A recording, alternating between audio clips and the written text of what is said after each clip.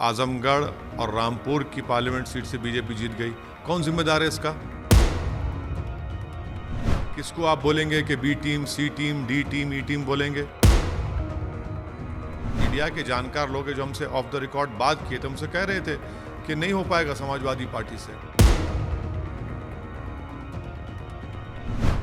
देखिए, रामपुर और आजमगढ़ पार्लियामेंट के जो बाई इलेक्शन के नतीजे आए, उससे एक बात साफ जाहिर होती है कि समाजवादी पार्टी में ना तो काबिलियत है ना अहलियत है बीजेपी को शिकस्त देने के लिए। और मैं उत्तर प्रदेश के अल्पसंख्यक समाज, दलित और मुसलमानों से, और ख़ास तौर से हिंदी हार्टलैंड के मुसलमानों से अपील करूंगा कि वो अपने वोट को ज़ाय ना होने दें और ऐसे निकम्मी पार्टियों का साथ ना दें जो बीजेपी को हरा नहीं सकते। वो सिर्फ आपको धोखा देकर आपका वोट हासिल कर लेते हैं और नतीजा ये निकलता है कि बीजेपी जीत जाती है। अब जब आजमगढ़ में 2019 के पार्लियामेंट के चुनाव में अखिलेश यादव ने 1,60,000 की मेजॉरिटी से उस पार्लियामेंट सीट को जीता था, अब आप हार जाते हैं 8,000 वोट से। कौन जिम्मेदार है इसका?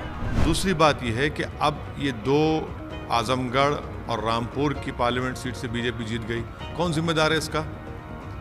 किसको आप बोलेंगे कि बी टीम, सी टीम, डी टीम, ई टीम बोलेंगे? किसको वोट कटवा बोलेंगे? महाराष्ट्र में वहाँ पर शिवसेना के 40 विधायक भाग गए। किसको जिम्मेदार करार देंगे वहाँ पर आप? इसीलिए हम कह रहे हैं कि वो जो लोग ये सब बातें करते हैं, मुसलमानों को ख़ास तौर से सोचना चाहिए कि वो अपने वोट का सही इस्तेमाल करें। मुझे पहले से अंदाज़ा था, बल्कि जो मीडिया के जानकार लोग जो हमसे ऑफ द रिकॉर्ड बात किए थे, हमसे कह रहे थे कि नहीं हो पाएगा समाजवादी पार्टी से, नहीं जीत पाएंगे। इतना अहंकार अखिलेश यादव का कि जिस पार्लियामेंट सीट से उनके पिताजी एमपी थे, फिर वो बने, आप वहाँ पर जाते भी नहीं लोगों को बताने के लिए कि वो क्यों इलेक्शन नहीं लड़ रहे हैं। इतना अहंकार। यकीनन हमको तकलीफ है कि भाजपा जीत रही है, मगर भारत के और ख़ास तौर से उत्तर प्रदेश के मुसलमानों से अपील करें कि अपनी सियासी पहचान को बनाएं, अपने मुक़द्दर के फ़ैसले ख़ुद करेंगे आप। वरना आप इसी तरह होगा कि भाई पहले मुलायम सिंह, फिर अखिलेश, अब उनके चचाजाद भाई, अब दोबारा कौन आएगा?